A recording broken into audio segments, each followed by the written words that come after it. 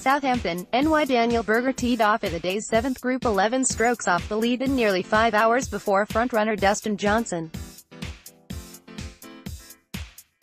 By the time the wild day ended, Berger was tied for the lead and bound for the final tee time on Sunday alongside Tony Finau, who made his own meteoric charge on day 3.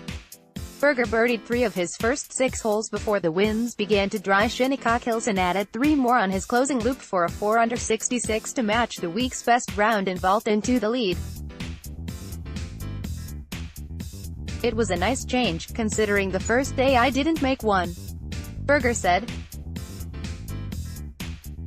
"It had a lot more to do with my putter than it did necessarily my ball striking, because with a lot of these pin positions, you really can't hit it that close to the flagstick." U.S. Open Scores Live blog. Full coverage. Finau, who also began the day 11 strokes off the lead, was just as impressive, matching Berger's 66 with 3 consecutive birdies to start the back 9 and a 35-footer for birdie at the last to close his day. "If I can feed off the energy I had late in today's round and continue that momentum into tomorrow, it will be fun," said Finau, who rebounded after starting his day with bogeys at nose 2 and 3. "This is what we play for. This is what we practice for, put ourselves in contention and just in a good position going into Sunday." Article tags 2018 U.S. Open, Shinnecock Hills, Daniel Berger, Tony Finau. Southampton, NY. Playing in the day's toughest conditions, Brooks Koepka managed to avoid the big mistakes that cost so many players on Saturday on his way to a 2/72 that left him tied for the lead at the U.S. Open. Despite playing his final 7 holes in 3 over par, Koepka is tied with Daniel Berger, Tony Finau and 36-hole leader Dustin Johnson, and on the verge of becoming the first player to win back-to-back U.S. Opens since Curtis Strange in 1989. The epitome of Koepka's round came on the 14th hole after pulling his drive left into the rough and hitting his second shot short of the green. Instead of taking a chance by chipping directly in a tucked pin over a bunker, he bumped his third shot to the other side of the green and rolled in a 61-footer for an unlikely par. U.S. Open Scores Live blog. Full coverage. Sometimes in a U.S. Open, you've just got to take your medicine. "If you can eliminate double, you're fine," he explained. "Bogey, you'll be alright. That's kind of the goal, to be honest with you. It's the type of golf that helped Koepka become last year's champion at Erin Hills and a style of play he relishes. I enjoy firing away from pins and having to be conservative sometimes and just finding a way to get through it," he said. "I feel like the harder the golf course, the better. It's already going to eliminate so many guys. Some guys get down on themselves. You can eliminate them pretty much right away." Article tags Brooks Koepka, 2018 U.S. Open. Southampton, NY. After a wild third round at the U.S. Open, there are 4 players tied for the lead at 3/213. 11 other players are within 4 shots. So who will walk away with the trophy at Shinnecock Hills? Our writers debate. Rex Hoggard, Brooks Koepka. The more difficult things got on Saturday at Shinnecock Hills, and difficult may not do those conditions justice, the more the defending champion's confidence grew. There are players, and there are U.S. Open players, and Koepka is the perfect version of the latter. Ryan Lavner. Dustin Johnson. That Saturday 77 was his bad round, and listening to DJ afterward, he didn't even think it was that bad. Because it wasn't. He still hit 11 of 14 fairways and found 13 greens. After leading the field in putting over the first 2 days, rolling in putts with what Tiger Woods said was perfect pace, he took 38 swipes Saturday on bumpy greens that were dead around the cup. The putting surfaces should be in better condition Sunday, or USGA setup man Mike Davis is in for even more criticism, and Johnson will get back on track. Randall Mel. Dustin Johnson. He is one tough hombre, and he will use every ounce of that toughness Sunday to win the U.S. Open. He knows how mentally strong he will have to be to beat a guy who is his rival in toughness, Brooks Koepka. These guys have combined to win the last two U.S. Opens, with Koepka the defending champ this year. They are paired together Sunday, part of a four-way tie for the lead. Johnson has become the total package, strong in every facet of the game. Importantly, that includes the mind and attitude it will take to survive the punishment Shinnecock Hills will dish out. Johnson didn't complain about Saturday's brutal setup. He won't give in. Article tags, USGA, US Open, 2018 US Open, Shinnecock Hills, Southampton, NY.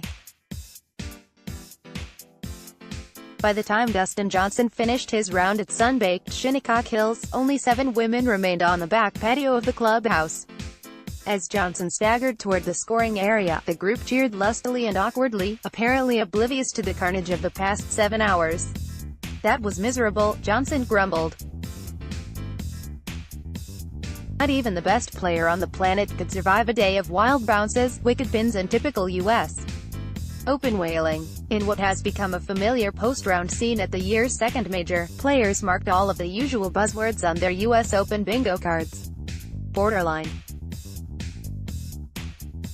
Unfair. Silly. Pick your favorite course descriptor, because they were all in play Saturday as the combination of a parched course and Johnson's third round 77 descended the year's second major into chaos. "I don't feel like I played that badly at all," he shrugged afterward. 7 over is usually a terrible score, but with how the greens got this afternoon, it was very, very difficult. U.S. Open Scores Live blog, full coverage with a bogey on the last. Johnson tumbled into a four-way tie for the lead with Daniel Berger, Tony Finau and reigning U.S. Open champion Brooks Koepka. They sit at 3 over 213, just the 4th time in the past half-century that the 54-hole leaders were over par.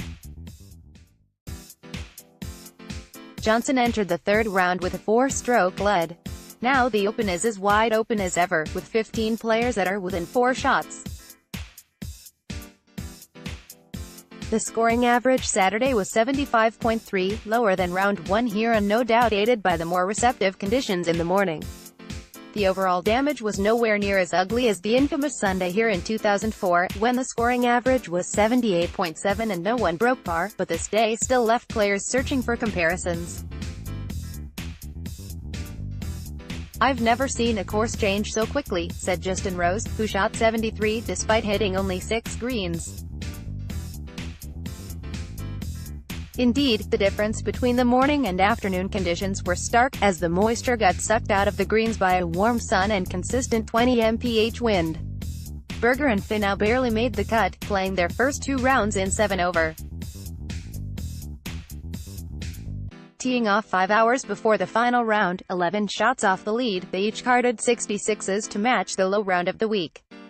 Berger struck an ominous tone after signing his card. "I think it's going to be extremely difficult later," he said. "To get out there early and play a good round really was to my benefit." And sure enough, for the rest of the day, drives that were slightly offline kicked into the hay. Approach shots into the firm greens rolled off the shaved banks. Putts bounced and skidded on the glassy, bumpy greens.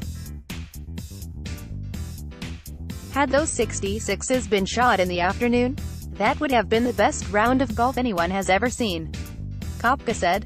The conditions were so treacherous that Shinnecock President Brett Pickett issued a statement through the USGA, saying that he has no concerns whatsoever, and that the course has been and remains totally healthy. An hour later, USGA setup man Mike Davis entered the media center to offer a mea culpa. "We felt good about the setup when we left this morning," he said, "but now that I'm sitting here, we would say that parts of these tests of golf were too tough." Davis said. His message to the grounds staff was loud and clear Saturday night: slow down the course with water, and it's reasonable to believe that scoring will be markedly better on Sunday. Too bad the damage to this championship has already been done, as what had been a strong examination of skill turned into a game of chance. "I'm trying to choose my words carefully here," said Lynn Poulter, who shot 76, "but there's a fine line between hard and over the edge. From a playability standpoint, when it gets to the edge and goes over, then the pars feel like birdies and the bogeys feel like pars. It's just hard. It's brutal. The USGA's miscalculation made world-class players look like amateurs and punished those who entered the weekend with a better score. The last 7 groups, the players who had performed the best over the first 2 days, were a combined 97 over par. Tommy Fleetwood shot 78. Scott Piercy, playing in the final groups, carded a birdie-less 79. Ricky Fowler, 84. We wouldn't be here tonight if we didn't feel like, late in the day, things got away from us, Davis said, and they did. That's probably little solace to Johnson, of course, who watched his 2 rounds of sublime play disappear over the course of 4 frustrating hours. Johnson didn't have a double bogey or a 3-putt over the first 2 rounds. He accomplished both by the second hole Saturday, eventually taking 38 putts in all. I felt like I played pretty well, he said. For the first 2 days, the beleaguered USGA setup crew had been applauded for providing a stern but fair test. By Saturday night, the cheers had been replaced by the usual chorus of complaints. Be careful what you wish for. Rose said, we've all been asking for a real US Open again. I guess we got one this week. Southampton, NY. When Dustin Johnson put up a 77 Saturday at the US Open and was almost proud of it. That's how brutal Shinnecock Hills became in the 3rd round. Johnson was 7 over on the day. He made 6 bogeys, a double bogey and a lone birdie but didn't completely blow his 4-shot lead. He enters Sunday in a 4-way tie for the top spot. I'm in a good position, in the lead tomorrow, Johnson said. Today's round, I didn't feel like I played badly at all. 7 over is usually a terrible score, but with the greens the way they got this afternoon, they were very, very difficult. U.S. Open scores, live blog, full coverage. Johnson didn't slam a dicey setup that even USGA CEO Mike Davis said became too tough on certain holes. I had 6 or 7 putts today that I could have easily putted right off the green, Johnson said. But, you know, that's what it is. It's the US Open. It's supposed to be tough. There was maybe only 1 or 2 flags that I felt like maybe got a little dicey this afternoon, but the rest of them were fine. This is the closest Johnson got to criticizing the setup. I felt like the speeds were a little inconsistent. I don't mind it being fast. I don't mind it being tough. But I felt like they were just a little inconsistent. Some greens were extremely fast, and some I felt like were slow. So I felt like it was tough to get a good beat on the speed today. Article tags, 2018 US Open, Dustin Johnson.